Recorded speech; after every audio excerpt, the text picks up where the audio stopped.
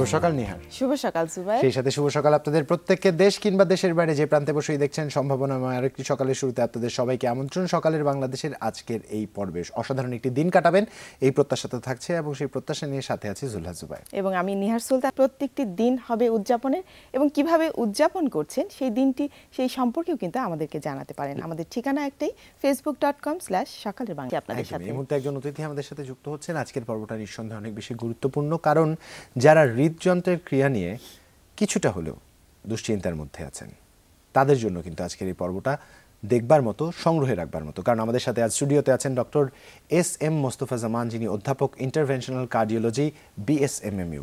শুভ সকাল এবং সেই সাথে স্বাগত আপনাকে দুজনকে। শুভ সকাল। প্রত্যেকটি অতিথির জন্য আমাদের যে প্রথম প্রশ্নটা থাকে, আমি সেটাই আপনাকে করতে চাচ্ছি। আপনার প্রতিদিনের সকালটা কেমন কাটে? প্রতিদিনের সকাল আসলে যেটা আপনারা যেমন সকালে শুরু করেছেন, আমাদের প্রতিদিন সকালে যেটা হয়, হাসপাতালে আমাদের সকালে যেহেতু যেতেই হয়, আমাদের বঙ্গবন্ধু শেখ মুজিব মেডিকেল ইউনিভার্সিটিতে সকালে শুরু হয় আমাদের সকালে ছাত্রদের ক্লাস নিয়ে অথবা ছাত্রদের মর্নিং সেশন নিয়ে। গত দিনের যে রোগীগুলো আমাদের বিভিন্নভাবে আমরা কোনটা ভালো করেছি বা কোন জায়গায় আমাদের সমস্যা ছিল সেগুলো আমরা চিহ্নিত করি এবং সেগুলোকে সলভ করার চেষ্টা করি। পাশাপাশি আমাদের যে পেশেন্টদের বেড সাইডে যে রোগীদের দেখা, যেগুলো ভর্তি রোগী আছে, গতকাল ভর্তি হয়েছে, সেগুলোকে ভালোভাবে দেখা এবং সেগুলোর ব্যাপারে পরামর্শ দেওয়া আমাদের অন্যান্য ডক্টরদেরকে। এবং রোগীদের সাথে যদি আমাদের কোনো বিষয় রোগীর ব্যাপারে আলোচনা থাকে, সেগুলোর সাথে আমরা রোগীর অ্যাটেন্ডেন্সে ডিসকাশন করি। এই করতে করতেই আসলে মোটামুটি দিনের অর্ধেকটা পার হয়ে যায়। আচ্ছা, সেক্ষেত্রে কিন্তু দিনটা যেহেতু ব্যস্ত কাটে, সকালবেলা নিশ্চয়ই নিজের জন্য কিছু সময় রাখাই হয়, যে জন্য আসলে চার্জড আপ হয়ে যায়। সব কিছুর পাশে যে বিষয়টা নিয়ে খুব আগ্রহী, কাজের প্রসঙ্গে যেহেতু সরাসরি আপনি গেছেন, বাংলাদেশের বর্তমান সময়ে দাঁড়িয়ে যদি আমরা একটু কার্ডিওভাস্কুলার ডিজিজের যে ডেমোগ্রাফিটা আছে, ডেমোগ্রাফি সম্বন্ধে জানতে চাই, বা সহজ করে যদি বলি বাড়ির দর্শকদের জন্য, ঠিক কী ধরনের অবস্থা আমাদের রোগীদের, বা কি দেখছেন আপনারা এখন? আমরা যদি বলি যে আসলে যে আমাদের দেশে পরিসংখ্যান, ভালো পরিসংখ্যান আসলে এভাবে নেই, তবে যে পরিসংখ্যানগুলো আমরা করেছি, যেমন ধরেন আমরা বলি যে উচ্চ রক্তচাপের রোগী আছে প্রায় 20% আমাদের ডায়াবেটিস রোগী আছে প্রায় 10 থেকে 12%। এবং যদি যেহেতু এই দুটি রোগের সাথে হার্ট অ্যাটাকের বা হৃদরোগের সম্পর্ক আছে, সেটিও মোটামুটি কাছাকাছি আমাদের যে গবেষণা আছে যে 17-18% বা 18% এইরকমই। তবে এটি বাড়ছে এবং আমাদের আরও গবেষণার দরকার, যাতে করে আমরা এই বিষয়ে আরো ভালোভাবে জানতে পারি। তবে একটি বিষয় আগে ধারণা করা হতো হৃদরোগ শুধুমাত্র ধনী লোকের, বড় লোকদের রোগ, এবং কিন্তু আমাদের যে দেখা যাচ্ছে যে হাসপাতালে যে রোগের সংখ্যা বা আমাদের দৈনন্দিন যে রোগীদের সাথে আমরা যা দেখছি, রোগের ডায়াগনোসিস করছি, গরিব রোগীদের সংখ্যা বেশি এই রোগীর। কারণ আগে ধারণা করা হতো শুধু বড়, কারণ খাদ্যাভ্যাস বলেন, ধূমপান, একটা গরিব মানুষ কিন্তু বাজারে মাংস কিনতে গেলে দেখবেন চর্বিযুক্ত অংশটা বেশি কিনে, মানে সবকিছু মিলে ধূমপানের অভ্যাসটা তাদের বেশি, সবকিছু মিলে আমি বলবো যে গরিবদেরও এটি কিন্তু হচ্ছে। আগে যেমন একটা ইয়ে ছিল যে বয়স্ক লোক মানেই হচ্ছে তার হার্টের সমস্যা হবে, কিন্তু এখন ওই এটাও কিন্তু চেঞ্জ। মানে ঠিক চমৎকার একটি বিষয় আমি আপনাকে কেড়ে নিয়েই বলছি যে আমার একটি আলাদা গবেষণা চলছে যে বাংলাদেশে অল্প বয়সীদেরকে হৃদরোগ বেশি হচ্ছে। আমার কাছে ছবি আছে, দেখাবো। আমি মাত্র কয়েকদিন আগেই, এই গত সপ্তাহেই এটি একটু মিডিয়া এসে নিয়ে গেছে আমার কাছ থেকে, মাত্র 20 বছর বয়সে হার্ট অ্যাটাক হয়েছে, বেশি হচ্ছে। এবং আমরা একটি গবেষণা করছি যে বাংলাদেশে অল্প বয়সে যে হৃদরোগ, তার কারণ অনুসন্ধান করার জন্য যে কনভেনশনাল যে ঝুঁকিগুলো সারা বিশ্বব্যাপী আছে, তার সাথে বাংলাদেশে কিছু যোগ হয়েছে আমাদের গবেষণায়, সেগুলো আমরা খুব তাড়াতাড়ি পাবলিশ করব এবং সেটি নিয়ে গবেষণা চলছে। আমি যখন বাইরের দেশে ফেলোশিপ করি, সেখানে আমি যখন অ্যানজিওগ্রাম করতে যেতাম, দেখতাম যে সেখানে রোগীদের হার্ট অ্যাটাকের বা হৃদরোগীদের গড় বয়স আমরা দেখতাম যে 60-70 বয়সীদেরকে আমরা অ্যানজিওগ্রাম করতাম, স্টেন্টিং করতাম। আমাদের দেশে কিন্তু আমাদের প্রতিদিনের যে আমরা স্টেন্টিং করছি বা অ্যানজিওগ্রাম করছি, তাদের বয়স কিন্তু 50-60, কিন্তু বেশিরভাগই কিন্তু অনেকে আছে যে 30-40 বছর বয়সেও আমরা পাচ্ছি, মাঝে মাঝে 25-20 আমরা পাচ্ছি। শঙ্কার বিষয়, শঙ্কা এবং উদ্বিগ্ন হওয়ার মতো বিষয়। সেই জায়গাটা থেকে একটু জানতে চাই, প্রতিদিন যেহেতু রোগীদের দেখছেন, ডিল করছেন, কিছু সমস্যা জন্মগতভাবেই হয়। শিশু সন্তান যারা জন্মাচ্ছে, জন্মগতভাবেই হয়তো কার্ডিওভাস্কুলার কোনো একটা ডিফর্মিটি নিয়ে জন্মাচ্ছে, ওটা একটা আলাদা বিষয়। এর বাইরে আপনি নিজেও একজন গবেষণার মানুষ, আপনি গবেষণা করতে খুব ভালোবাসেন। এই যে পরিবর্তনটা দেখছেন 70 থেকে 35-40 এই রেঞ্জে নেমে এসছে, কি মনে হয় মূল কারণটা আসলে কি? কিছু ঝুঁকি তো যেমন ওয়ার্ল্ড ওয়াইড, যেমন ধর আমরা বলি স্মোকিং অথবা উচ্চ রক্তচাপ, ডায়াবেটিস থাকে, যদি কারো পরিবারে হৃদরোগের ইতিহাস থাকে, ডায়াবেটিস থাকে, এগুলো তো সবার আছে। ওজন, এছাড়া যদি ওজনের আধিক্য থাকে, কিন্তু আমাদের উচ্চতা কিছুটা কম, কিছু গবেষণায়, তাতে দেখা যায় করোনারি ধমনী কিছুটা সরু থাকে। এতে করে অল্প কোলেস্টেরলই কিন্তু বন্ধ হয়ে যাওয়ার আশঙ্কা থাকে। কিছু জেনেটিক কারণ পাওয়া যাচ্ছে যে আমাদের এই অঞ্চলে এমন তার মানে একটু থামাচ্ছি আপনাদের, তার মানে যারা লম্বা তাদের কি ঝুঁকিটা কিছুটা কমে আসে? কিছুটা এই থাকতে তথ্য পারে। কিন্তু জানা ছিল না, এটা এটা নতুন নতুন থাকতে তথ্য পারে এই জানলাম। কারণে যে আপনারা যখন আমরা দেখি যে আমরা বলি ইউরোপিয়ানদের যারা উচ্চতা বেশি তাদের রক্ত করোনারি ধমনির প্যাটার্ন ভিন্ন, অনেক ক্যালিবার বেশি থাকে। আমাদের দেশে ক্যালিবার রোগীদের ক্যালিবার কম থাকে। এটি একটি কারণ, সরু করোনারি ধমনী সরু হওয়ার একটি কারণ, এবং একটি গবেষণা এসেছে কিন্তু যে যারা একটু বেটে বা ওজন উচ্চতা কম সে অঞ্চলে উচ্চ রক্ত মানে হৃদরোগের ঝুঁকি কিন্তু থাকতে পারে বেশি। আচ্ছা, ইন্টারেস্টিং একটা তথ্য। নিশ্চয়ই বাড়ি বসে যারা দেখছেন দর্শকরা তারাও নতুন করে কিছু একটা জানতে পারলেন। এটা অবশ্যই গবেষণালব্ধ একটি ফলাফলের উল্লেখ মাত্র করলেন তিনি। নিশ্চয়ই ব্যতিক্রম হতেই পারে, ব্যতিক্রম হওয়াটাই খুবই স্বাভাবিক। মানুষ টু মানুষ, মানুষ থেকে মানুষের মধ্যে তো এটা পরিবর্তিত হতেই পারে। সেক্ষেত্রে একটু জানতে চাই, এই যে বললেন যদি অতিরিক্ত কারো ওজন হয় কিংবা অন্যান্য আনুষঙ্গিক সমস্যাগুলো থাকে, এইসব কারণে হতে পারে। এখন যখন বর্তমানে এসে আমরা দাঁড়িয়েছি, আমাদের এই চিকিৎসা ব্যবস্থার প্রস্তুতিটা আসলে কেমন আমাদের এখন? এটি খুব ভালো একটা, আমরা যদি বলেন যে একসময় আমাদের দেশে হৃদরোগের ভালো চিকিৎসা ছিলই না, যারা আমাদের বন্ধু বান্ধব সিনিয়র ভাইরা বিদেশে আছেন তারা বলেন যদি দেশে এরকম অবস্থা থাকতো তারা কখনো দেশ ছাড়তো না। যারা ক্যারিস্ট বাইরের দেশে আছেন, আমেরিকা আছেন, ইউরোপে আছেন, তা আমরা বলবো হৃদরোগের সমস্ত চিকিৎসা এখন বাংলাদেশে বিদ্যমান, যেটি আপনি আমেরিকাতে আছে অথবা ইউরোপে আছেন, কিন্তু আমাদের সমন্বয় অথবা ম্যানেজমেন্টের কিছু সমস্যা আছে সেটার জন্য, যার কারণে কিন্তু আপনার দেবে সেটি কিছুদিন আগে এসেছেন, উনি কিন্তু আমাদের একজন ভিআইপি রোগী চিকিৎসা করেছে ওবায়দুল কাদের সাহেবের, উনি কিন্তু বলেছেন যে বাংলাদেশে যে চিকিৎসা তাকে দিয়েছেন সেটি কিন্তু যথার্থ চিকিৎসা। এবং ডাক্তার মোস্তফা জামান, ঠিক এই জায়গাটা থেকে আমার জিজ্ঞাসা, আমরা যখন দেখি সাধারণ মানুষ কিন্তু ঠিক আমার এই ভূখণ্ডের মাঝেই চিকিৎসা নিচ্ছেন, কিন্তু এরকম যারা হেভিওয়েট পেশেন্ট আপনাদের কাছে যান, যারা সামাজিকভাবে মর্যাদা সম্পন্ন, রাজনৈতিকভাবে এরকম প্রজ্ঞা সম্পন্ন, তাদের ক্ষেত্রে দেখা যায় অধিকাংশ ক্ষেত্রে বিদেশে নিয়ে যাওয়ার একটা চেষ্টা চলে, কিংবা সাংস্কৃতিকভাবেও যারা একটু বেশি প্রতিষ্ঠিত তাদেরকে বিদেশে নিয়ে যাওয়ার ব্যাপারে একটা প্রচেষ্টা চলে যদি এই ধরনের কোনো সমস্যা দেখা যায়। ওবায়দুল কাদের ক্ষেত্রে আমরা সত্যিকার অর্থে আশাবাদী, কারণ প্রাথমিক যে ব্যবস্থাপনা তা আমাদের দেশেই সম্পন্ন হয়েছে, উন্নত চিকিৎসার জন্য তাকে নিয়ে যাওয়া হয়েছে বাইরে। সেই জায়গাটা থেকে জানতে চাই, এই পুরো টিমটাকে আপনি কোঅর্ডিনেট করেছেন, ক্লোজলি মনিটর করেছেন, প্রাথমিকভাবে কি পর্যায়ে তিনি এসেছিলেন এবং এখান থেকে যখন গেছেন তখন তার কি অবস্থা ছিল? যেদিন এসেছিলেন সেদিনটাও আসলে রোববার ছিল। আমরা সকাল 7:30 দিকে আমাদের হাসপাতালে আসেন, প্রথমে আইসিইউতে নিয়ে আসা হয়, অর্থাৎ তার শ্বাসকষ্ট ছিল, ধারণা করা হতে পারে যে আসলে তার হার্টের অ্যাটাক, প্রথমে চিন্তা করা হয় না যে অ্যাজমা বা শ্বাসকষ্ট হচ্ছে, তো এটি আছে কিনা, তো সেই হিসেবে আইসিইউতে প্রথম নেওয়া হয় আমাদের বঙ্গবন্ধু শেখ মুজিব মেডিকেল বিশ্ববিদ্যালয়ের। কিন্তু ওখানে আসার পর তার কার্ডিয়াক অ্যারেস্ট ডেভেলপ করে এবং তাকে সেই সময় সিপিআর দেওয়া হয়, অর্থাৎ লাইফ সাপোর্টের জন্য, এবং তাকে সেখানে তাড়াতাড়ি করে আপনার কৃত্রিম শ্বাস প্রশ্বাসে নিয়ে যাওয়া হয়, কারণ সেই সময় না নেওয়া হলে রোগীকে আমাদের রিভার্স করানো যেত না হয়তো। সেইখান থেকে যখন আমরা সিদ্ধান্ত নিলাম যে তার একটা অ্যাঞ্জিওগ্রাম দরকার, যে হার্টের ব্লক থাকতে পারে আমাদের ধারণা, তাৎক্ষণিকভাবে আমরা রোগীকে ক্যাথ ল্যাবে নিয়ে গেলাম।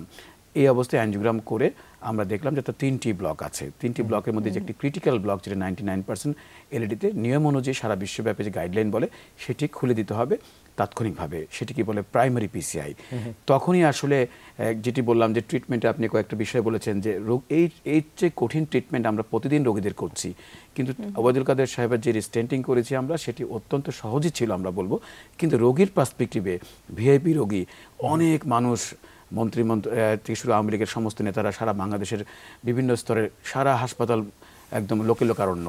এই অবস্থায় আসলে সিদ্ধান্তহীনতা সবকিছু মিলে দোলাচলের মধ্যে থাকতে থাকতে কিন্তু আমাদের টাইম ক্ষেপণ হচ্ছিল, সময় ক্ষেপণ হচ্ছিল। আমরা সেই অবস্থায় ফিগার কেউ বলছিল বাইরে নেওয়া যায় কিনা, আবার কেউ বলছে যে প্রাইভেট সেক্টরে নেওয়া যায় কিনা, সবই আলোচনা এসেছে, কিন্তু ওই অবস্থায় আসলে রোগী শিফট করার মতন অবস্থা ছিল না।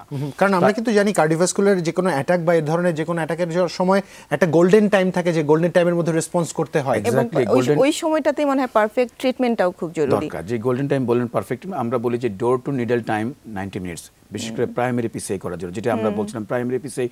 এই তথ্যটি অনেকের কাছেই নতুন হতে পারে, যেটি হলো আমরা বলি যে রোগীদের যখন হার্ট অ্যাটাক হয় সঙ্গে সঙ্গে ক্যাথ ল্যাবে বা যেটা সাধারণ ওটি বলে সেখানে নিয়ে যেয়ে অ্যাঞ্জিওগ্রাম করা। অন্যান্য কনভেনশনাল ট্রিটমেন্ট যেটা আমরা বলি আগে ওষুধপত্র দিই, তারপরে 4-5 দিন পরে বা 1 সপ্তাহ পরে 2 সপ্তাহ পরে আবার অ্যাঞ্জিওগ্রাম করি, কিন্তু এখানের ক্ষেত্রে কিন্তু আমরা বলি ডোর টু, অর্থাৎ যেখানে বুকে ব্যথা ছিল এবং যেখানে আমরা অ্যাঞ্জিওগ্রাম করি সেই সময়টা যদি আমরা 90 মিনিটের মধ্যে থাকে তাহলে সেটা গোল্ডেন টাইম, প্রাইমারি পিসিআই করার জন্য। ওনার জন্য আমরা সেই কারণে আমরা এই কাজটি করে দিয়েছি এবং যার কারণে রোগীকে আমরা আসলে তাৎক্ষণিকভাবে করোনারি ধমনীতে তার ব্লাড সাপ্লাইটা স্ট্যাবলিশ করতে পেরেছি আসলে, যে কারণে তার সিমটমগুলো আসতে। কিন্তু এই পেশেন্টের জন্য যেটা বলছিলাম যে আপনি চিকিৎসা কিন্তু একই, আর উন্নত চিকিৎসা যেটা বলছেন আমাদের দেশে একই চিকিৎসাই হয়তো আমরা করতে পারতাম। বিষয়টা হলো যে আমাদের এত লোকারণ্য যে রোগীর ইনফেকশন হবার টেন্ডেন্সি বা ঝুঁকি বেশি ছিল। প্রন টু ইনফেকশন থাকেন যারা ঠিক এই ধরনের, অবশ্যই হাসপাতালে যদি বেশি মানুষ থাকে আমরা বলি হসপিটাল অ্যাকোয়ার্ড ইনফেকশন বা নিউমোনিয়া, এই রোগীরা কিন্তু বেশিরভাগ ক্ষেত্রে খারাপ হয় আমাদের হাসপাতালের, আমাদের দর্শনার্থী বলেন বা অন্য রোগী থেকেও আসতে পারে, এক রোগী থেকে।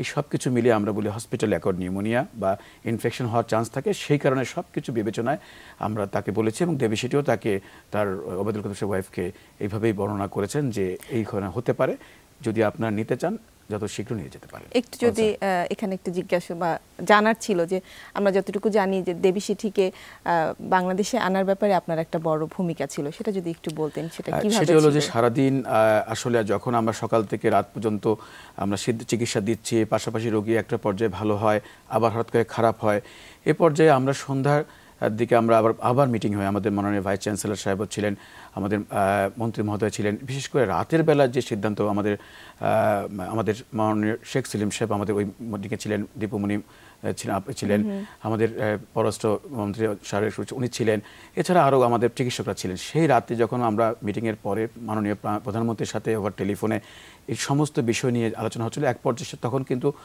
আপনার এয়ার অ্যাম্বুলেন্স চলে আসছে। তো এই পর্যায়ে এয়ার অ্যাম্বুলেন্সে যাওয়া যাবে কিনা এই একটা তোমার আমরা ওই মুহূর্তটা আসলে আমরা ছিলাম যে মিটিং এ বারবার আলোচনা হচ্ছিল যে এই রোগীকে আইবিপি দেওয়া ছিল একটা যন্ত্র, যে বিশেষভাবে যেটার মাধ্যমে তার ব্লাড প্রেশার নিয়ন্ত্রণ, কিন্তু সবকিছু মিলে তার বিমানের যে ভোল্টেজ তাদের আছে, তারা জানালো যে আমাদেরকে 110 ভোল্ট, আর আমাদের দেশে হলো 220 ভোল্ট, এরকম কিছু জিনিস ইলেকট্রনিক্সের ব্যাপার আছে।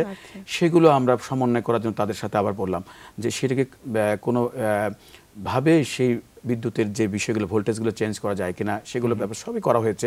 কিন্তু সেই রাতে আমরা সিদ্ধান্ত নিলাম যে এই অবস্থায় শিফট করা যাবে না, এবং আমরা তখন মাননীয় প্রধানমন্ত্রী যদি এরকম হয় যে বিদেশ থেকে যদি কেউ আসতে চায়, সেটা উনি আসলে কথায় কথায় বলছিলেন যে যদি সম্ভব হয় সেটা, অর্থাৎ উনি চাচ্ছিলেন যে আমাদের মাননীয় চিকিৎসা যাতে কোনো গাফিলতি না হয়, সর্বোচ্চ চিকিৎসাটা যাতে হয় সেটা। সেই হিসেবে দুটো নাম আসছিল, একটি হলো যে আপনার শুভ দত্ত ইন্ডিয়া এবং দেবী সেটির নাম। এবং আপনি জানেন দেবী সেটির সাথে আমি গত বছর আমি যেটা একটি কনফারেন্সে গিয়েছিলাম ব্যাঙ্গালোরে, সেখানে তার সাথে আমার বেশ ভালোভাবে পরিচয় ছিল। এবং এই ঘটনার এক সপ্তাহ আগে দেবী সেটির ছেলে বরুণ সেটি আমাদের হাসপাতালে এসেছিল একটি কনফারেন্সে। আলটিমেটলি সেখানে আমি রাতে ফোন দেওয়ার পরে আমরা তাদের সাথে যেহেতু যোগাযোগ হওয়ার পরে তাৎক্ষণিক দেবী সেটি আমাকে ফোন দিলেন যে ওনার ছেলেকে বললাম তোমার বাবার সাথে আমি কথা বলতে চাই, এই পুরো ঘটনার বর্ণনা দিলাম। এবং তাৎক্ষণিকভাবে আমি মাননীয় মন্ত্রী দীপুমণি আপার সাথেও একটু কথা বলেছিলাম যে আমরা আগাচ্ছি, এবং প্রাইম মিনিস্টারের protocol officer SM Khorshedul Alam জানেন এই প্রোটোকল 1 হয়েছে, উনি সারাদিন আমার সাথেই ছিলেন, এই ঘটনা আমার রুমেই ছিলেন। তো তাকে যখন ইনফর্ম করলাম, ওনাকে বললাম যে দেবী সেটি সাহেবের ফোনে কথা হচ্ছে, উনি কিন্তু মাননীয় প্রধানমন্ত্রীর সাথে একটু সাক্ষাতেরও একটু ইচ্ছা প্রকাশ করেছেন। তো উনি আমাকে একটু পরেই ফোন দিয়ে জানালেন যে সেটাও করা যাবে। সেই ক্ষেত্রে উনি আলটিমেটলি বাকিটা উনি আমার ফোন নাম্বার দেন যোগাযোগ করার জন্য, আলটিমেটলি সরকার বাকিটা বিষয় আসলে টেক আপ করে। নিঃসন্দেহে ওই জায়গায় আরো বেশ কিছু প্রশ্নের তৈরি হয়েছে, যে প্রশ্নগুলো আপনার কাছ থেকে জানবার চেষ্টা করবো। তো তার আগে নিয়ে আমাদের আরো একটা বিরতিতে যেতে হবে। ছোট বিরতি নিচ্ছি, বিরতির পরে অতিথি তো থাকছে, আর আয়োজন নিয়ে ফিরছি, সাথে থাকুন। ফিরছি এক্ষুনি। স্বাগত আরো একবার, দেখছেন সকালের বাংলাদেশ। জুবাইর সাথে আছে, নিহার সাথেও আছে এখনো, এবং আমাদের সাথে একজন অতিথি আছেন ডাক্তার SM মোস্তফা জামান, অধ্যাপক ইন্টারভেনশনাল কার্ডিওলজি BSMMU। কথা হচ্ছিল তার সাথে। ডাক্তার মোস্তফা জামান, যেই বিষয়টায় আমি খুব আগ্রহী জানতে, আমাদের দেশে যোগ্য ডাক্তাররা আছেন, ডক্টর জাহাঙ্গীর কবির আছেন, আপনার কথা যদি বলি, এরকম আরও অনেক সিনিয়র ডাক্তার আছেন যারা আছে কার্ডিওলজিস্ট হিসেবে বা কার্ডিও সার্জন হিসেবে প্রসিদ্ধ। তারা থাকা অবস্থায় দেবী সেটি বাংলাদেশে এসছেন, কি ম্যাজিক আছে তার মধ্যে, কি দেখেছেন আপনি, কেন মানুষ তার কাছে যেতে চায়? এটি আসলে চমৎকার প্রশ্ন। আমি প্রতিদিন আমার চেম্বার করি ল্যাবিডে, ওখানে অনেক রোগী এসে বলে দেবী সেটি বলতেও নামটা পারে না, বলে দেবাশিস, অনেকে আছে এরকম অদ্ভুত ব্যাপার যে নামটিও কিন্তু অনেক সময় উচ্চারণ করতে পারে না, তারপর তাকে যাচ্ছে, কেন যাচ্ছে এটা নিয়ে কিন্তু চিকিৎসা পারপাসে উনি কিন্তু নিজ হাতে কিন্তু আসলে এখন অপারেশন করেন না, আপনারা জানেন। এক সময় উনি করতেন, কিন্তু অনেক বছর যাবত উনি এই চিকিৎসা নিজ হাতে সরাসরি করে না, এবং আমি কখনো দেখিনি কোনো পেপারে তার নাম যে নিজ হাতে উনি সার্জারি করেছেন বা কি, গত কয়েক বছর যাবত বা অনেক বছর যাবতই। কিন্তু মানুষ তার প্রতি আসলে এক ধরনের মুগ্ধ।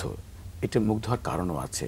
আমি যখন এবার গত বছর তার সাথে কথা বলেছি, এই বছর যখন তার সাথে আমি সারাক্ষণ ছিলাম এবং বিমানবন্দরে তাকে যখন আমি আসলে উঠিয়ে দিই একদম রানওয়ে পর্যন্ত, সেই পর্যন্ত ছিলাম এবং অনেক আলাপ আলোচনা হয়েছে। এবং এই আলাপ আলোচনা থেকে আপনার দৃষ্টি দিয়ে তার মূল্যায়নটা শুনবো ডাক্তার মোস্তফা। যে প্রসঙ্গটাই ছিলাম থামিয়েছি আপনাকে ঠিক যে জায়গায়, যেটি বলছিলাম যে আসলে ওনার মধ্যে আলাদা একটা ক্যারিশমা আছে।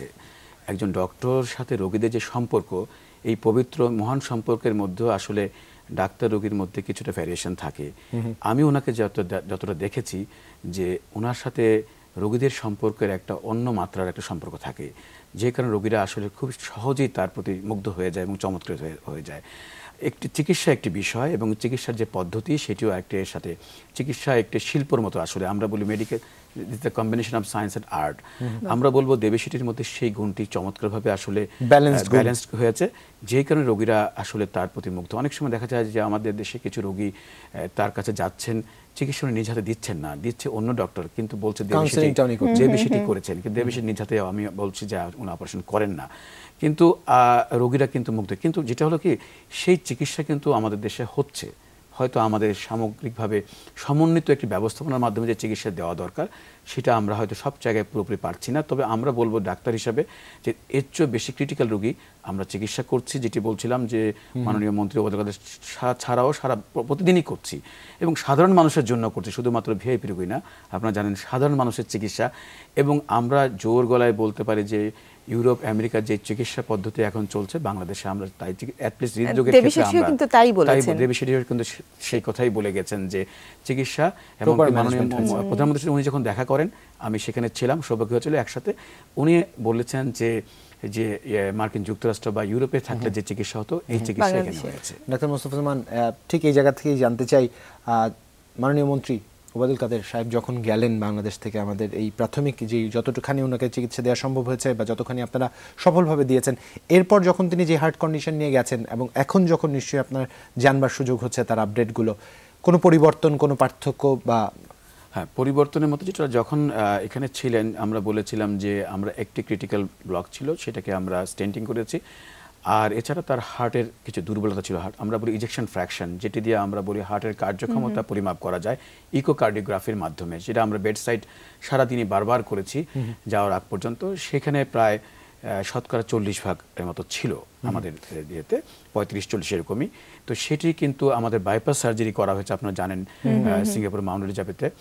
সেখানে নেওয়ার পরে সর্বশেষ যে পরিস্থিতি অনেকটা এরকমই আছে, তবে হয়তো ধীরে ধীরে সেটি উন্নতি করবে, আমরা আশাবাদী।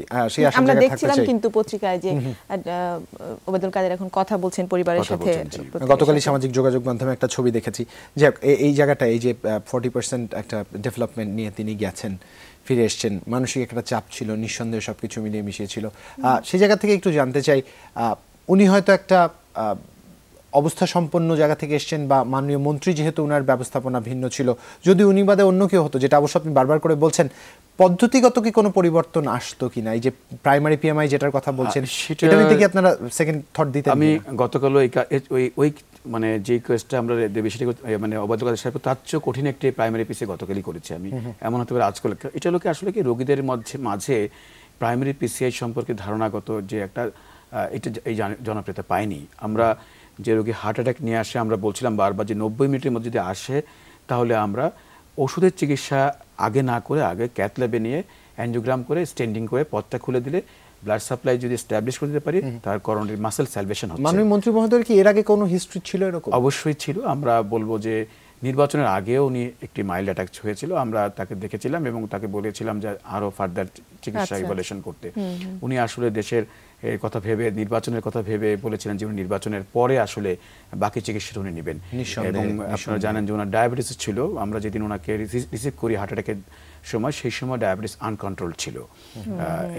সবকিছু মিলে আসলে এই ঘটনাটি ঘটেছে। হয়তো উনি বুঝতে পারেনি যে, আমি বলতে চাই আপনাকে যে আমাদের দেশে যারা রোগী আছে, ডায়াবেটিস রোগী, অনেক সময় আমরা ধারণা করে থাকি যে হৃদরোগ মানেই বুকে ব্যথা। আসলে কিন্তু যাদের আনকন্ট্রোল ডায়াবেটিস থাকে অনেক সময় বুকে ব্যথা নাও অনুভব করতে পারেন। সেজন্য আমরা বলবো যাদের পরিবারের হৃদরোগের ইতিহাস আছে, যদি ডায়াবেটিস থাকে তাদেরকে নিয়মিত চেক আপ করতে হবে, কারণ আপনি বুকে ব্যথার জন্য অপেক্ষা করলে কিন্তু আপনার চিকিৎসা সবসময় দরজা করা নাড়বে না। একটু দর্শকদের বলতে চাই, নিশ্চয়ই ত্যাগী নেতারা এমনই হন, নিজের ঊর্ধ্বে থেকে সাধারণের জন্য চিন্তা করতে পারেন, দলের জন্য চিন্তা করতে পারেন। আমরা খুব করে চাই মাননীয় মন্ত্রী মহোদয় এবং আমাদের সবার প্রিয় এই মানুষটি দ্রুত সুস্থ হয়ে আরও একবার হাস্যোজ্জ্বল হয়ে আমাদের মাঝে ফিরে আসবেন। তাকে অনেকেই নিজেদের মতো করে ভালোবেসেছেন, নিজেদের মতো করে আপন করেছেন, নিশ্চয়ই সে আপন মানুষটি আরও একবার ফিরে আসবে। সেই প্রসঙ্গে যেহেতু জানছি না, আপনি বর্তমান প্রেক্ষাপটটা একটু বলেন। আপনার কাছে একটি প্রোটোকল আমি দেখতে পাচ্ছি, প্রোটোকল বুকলেট আপনি অনেকক্ষণ ধরে ক্যারি করছেন, ওটার ব্যাপারে জানবো। তবে তার আগে একটু জানতে চাই, যে প্রসঙ্গটা আসলে আমরা এতক্ষণ ছিলাম, বিএসএমএমইউতে একজন সাধারণ রোগী যদি যান, তার ব্যবস্থাপত্র বা চিকিৎসাপত্রের খরচ কেমন হবে? আমাদের এখানে আসলে সরকারি খরচই আমরা বলবো যে অ্যানজিওগ্রামও খুব নামমাত্র মূল্যে আমাদের অ্যানজিওগ্রাম হয়, এবং রিং পরানোর ফি বা স্টেন্টিং যেটা বলি সেটিও অত্যন্ত কম খরচে, মাত্র 14,000 টাকা, যেটি আসলে যদি আমি ধরেন প্রাইভেট সেক্টর আমরা চেম্বার করি, প্রাইভেট সেক্টরে যেটি কিন্তু প্রায় 1 লক্ষ টাকার বেশি। তো আমরা সেই জন্য বলছিলাম যে বিশেষ করে বিভিন্ন জায়গায় 70,000 থেকে শুরু করে 1 লক্ষ টাকা, 1,20,000 এরকম। তো সেই জন্য আমাদের এখানে আর স্টেন্টিং এর খরচ কিন্তু সারা বাংলাদেশে এখন সরকার নির্ধারণ করে দিয়েছে আমাদের সবার জন্য অত্যন্ত কম মূল্যে। আমরা বলি যে সবচেয়ে কম দামের স্টেন্ট যেটি, সেটি কিন্তু এখন 18,000 থেকে 25,000 টাকা। আরেকটি গ্রুপ আছে 62,000 থেকে 72,000 টাকা, আরেকটি আছে 96, 1 লাখ, সর্বোচ্চ 1.5 লাখ, যেটি কিছুদিন আগেও ছিল 3.5 লাখ, 4 লাখ এরকম, যেটি সরকার একটি নির্ধারণ করে দিয়েছেন, যেটা আমরা বলবো সাধারণ মানুষের জন্য একটি অত্যন্ত উপকার। এবং আরেকটু বলি, আমরা যদি এর সাথে সুযোগ দেন যে আমরা চাইলে আমাদের দেশের শিল্পপতিরা যদি এগিয়ে আসেন, এই স্টেন্ট বাংলাদেশে তৈরি করা সম্ভব, তাহলে আমরা আরো কম দামে রোগীদের সেবা দিতে পারবো। আর আরো সম্ভব যেটি কলকাতাতেও আছে, এই স্টেন্ট সরকার ফ্রি দিচ্ছেন আমাদের দেশের এই রোগীদের। যদি সরকার যদি ফ্রি ব্যবস্থা করে দেয়, বিশেষ করে এই জটিল হৃদরোগীদের জন্য, তাহলে আমাদের দেশের রোগীরা আরো উপকৃত হবে, কারণ তাহলে কিন্তু খরচটা আরো কমে যাবে, সাধারণ মানুষ এই চিকিৎসা গ্রহণে আগ্রহী হবে, এবং আমরা আমাদের দেশের রোগীদেরকে সারা বিশ্বের আধুনিকতম চিকিৎসাটা অত্যন্ত কম খরচে দিতে পারবো। বাহ, অসাধারণ। আমরা নিঃসন্দেহে আমাদের যারা শিল্পপতিরা রয়েছেন একটু আহ্বান জানাতে চাই, আপনারা যদি একটু সচেষ্ট হয়ে এগিয়ে আসেন, তবে আপনার এই একটা উদ্যোগ কিন্তু আপনি, আপনার পরিবার এবং সেই সাথে আপনার চারপাশের মানুষগুলোকে একটু স্বস্তির নিঃশ্বাস এনে দিতে পারে। যাই হোক, যে প্রোটোকলের বিষয়টা জানতে চাচ্ছিলাম আমি, এই প্রোটোকল থেকে, এটি কিন্তু সরকারের প্রোটোকল, আসলে আমরা রিসেন্টলি পাবলিশ হয়েছে আমাদের সরকারের প্রোটোকলটা, আমি এর সাথে খুব ভালোভাবে জড়িত আছি, এবং সেই কারণে বলছি যে বাংলাদেশে হাইপারটেনশন, উচ্চ রক্তচাপ এবং ডায়াবেটিসের রোগীদের যেটি সংখ্যা বেশি, সরকার অনুভব করেছেন যে তাদেরকে বিনা পয়সায় সারা বছর নিরবিচ্ছিন্নভাবে চিকিৎসা দেওয়া যায় কিনা, সেটি তারই প্রোটোকল। যারা আমাদের দেশে প্রাইমারি হেলথ কেয়ার লেভেল, অর্থাৎ উপজেলা হেলথ কমপ্লেক্স অথবা কমিউনিটি ক্লিনিকের মাধ্যমে এই চিকিৎসা দেওয়া হবে। ইতিমধ্যে এই চিকিৎসা কার্যক্রম শুরু হয়েছে, প্রতিটি উপজেলা হেলথ কমপ্লেক্সের কিন্তু ওষুধ সরবরাহ করা হয়েছে, ট্রেনিং চলছে। আমার হাসপাতাল বঙ্গবন্ধু শেখ মুজিব মেডিকেল বিশ্ববিদ্যালয়ের ডাক্তারদেরকে, উপজেলা হেলথ কমপ্লেক্সের ডাক্তারদেরকে ট্রেনিং দেওয়া হচ্ছে যে এই প্রোটোকলের ট্রেনিং, যে অল্প 2টি বা 3টি ওষুধ দিয়ে কিভাবে সাধারণ মানুষকে সারা বছর চিকিৎসা দেয়। আমরা মাত্র 2টি ওষুধ রেখেছি উচ্চ রক্তচাপের জন্য, এবং 2টি ওষুধ রেখেছি ডায়াবেটিসের জন্য। তাতে করে সাধারণ মানুষ কিন্তু সারা বছর উপজেলা হেলথ কমপ্লেক্সের ডাক্তার কাছ থেকে চিকিৎসা নেবেন, কমিউনিটি ক্লিনিকে যে সেই কাগজ দেখিয়ে কিন্তু রিফিল করতে পারবে, অর্থাৎ তার বিনা পয়সায় কিন্তু সারা বছর এই চিকিৎসা যেহেতু আমরা এস্টাবলিশ করতে পারি, এবং ইউনিফর্ম চিকিৎসা সারা বাংলাদেশে একই চিকিৎসা। আপনি যে ভুরুঙ্গামারি যান, কক্সবাজার যান, যেখানে যান একই চিকিৎসা। এটিকে আমরা জনপ্রিয় করতে চাচ্ছি, যেটি নতুন আমরা এটা বের করেছি। কিন্তু ঢাকাতে যারা আছেন বা চট্টগ্রাম যারা নিজের পয়সায় চিকিৎসা করতে পারেন, তারা এই চিকিৎসা আওতায় না আসলেও চলবে, আমরা বলছি তাদের জন্য দরকার নেই। কিন্তু সাধারণ মানুষকে আমরা, যারা ঝরে পড়ছে, নিজ পয়সায় ওষুধ কিনতে পারছে না, তাদের জন্য এই চিকিৎসা, এটা আমি বলবো যে মাননীয় মন্ত্রী মহোদয়, গতবার আমাদের একটি প্রোগ্রামে মাননীয় রাষ্ট্রপতি মহোদয় আমাদেরকে উৎসাহ দিয়েছিলেন, তারই প্রেক্ষিতে আমরা এটা এবারে নতুন করে করেছি। এটাকে আমরা এটা যেন এস্টাবলিশ করতে পেরেছি। আমি বলবো হৃদরোগ চিকিৎসা তো আমরা চাচ্ছি এরকম একটি বাংলাদেশে গাইডলাইনের চিকিৎসার মাধ্যমে সারা বাংলাদেশে একইভাবে একই মানের একটি চিকিৎসা আমাদের দেশের উপযোগী করে একটি গাইডলাইন করা যায় কিনা, সেটি আমরা নতুনভাবে কাজ করব। সেখানে এই প্রাইমারি পিসিআইটিকে রোগীদেরকে ঢাকায় আনার প্রয়োজন নাই। আমরা বলবো প্রত্যেকটা জায়গায়, যখন উপজেলা হেলথ কমপ্লেক্স বা যেখানে হোক, যে রোগী হৃদরোগ হবে, হার্ট অ্যাটাক হবে, যদি তার এই প্রাইমারি পিসিআই লাগে, স্টেন্টিং লাগে, সেই নিকটস্থ একটি হাসপাতালে আমরা অ্যাপসের মাধ্যমে আমরা একটা করে দেবো যে সে কোথায় যাবে। ইসিজি করার পর যদি মনে হয় তার এই চিকিৎসা দরকার, সেখানে তাকে মোবাইল ফোনে যে ইসিজি দেখে অ্যাপসের মাধ্যমে, যে ধরলাম যে খুলনার একটি বাইরের ডিস্ট্রিক্টে বা গোপালগঞ্জের বাইরের জায়গায় তার হার্ট অ্যাটাক হয়েছে, গোপালগঞ্জ সদরেই যদি আমরা এয়ারমার্ক করা থাকবে, এই হাসপাতালে আসবে, এই চিকিৎসক সেখানে আছেন যিনি এই কাজ করতে পারেন, সেই হাসপাতালটাকে আমরা ওয়েল ইকুইপড করতে পারবো যিনি এই চিকিৎসা পারেন। তাহলে আমরা কিন্তু সেই রোগীদের কিন্তু ঢাকায় আসতে হবে না, চিটাগাং আসতে হবে না। আমরা জানেন যে এই চিকিৎসা মাত্র 90 মিনিটের মধ্যে করতে হয়। সুতরাং সেই রোগী, আমাদের একটি গবেষণা এসেছে যে ঢাকার বাইরের থেকে ঢাকায় আসতে 5 থেকে 12 ঘন্টা সময় লাগে। আমরা গোল্ডেন টাইমটা হারিয়ে ফেলবো। আমাদের দেশে যানজট বেশি, আমাদের দেশে এয়ার অ্যাম্বুলেন্স নাই, মানে সব কিছু মিলে আধুনিক বাংলাদেশের মধ্যে সব কিছু মিলে কিন্তু আমরা বলবো সব রোগীকে ঢাকামুখী হওয়ার প্রয়োজন নেই। যার যেখানে রোগ হচ্ছে সেখানেই আমরা চিকিৎসার সুব্যবস্থা করতে হবে। ডাক্তার এস এম মোস্তফা জামান, আমরা সত্যি আশাবাদী আপনি যেমনটা করে এই প্রোটোকলটা তৈরি করবার সময় সার্বিকভাবে সমন্বয় করেছেন।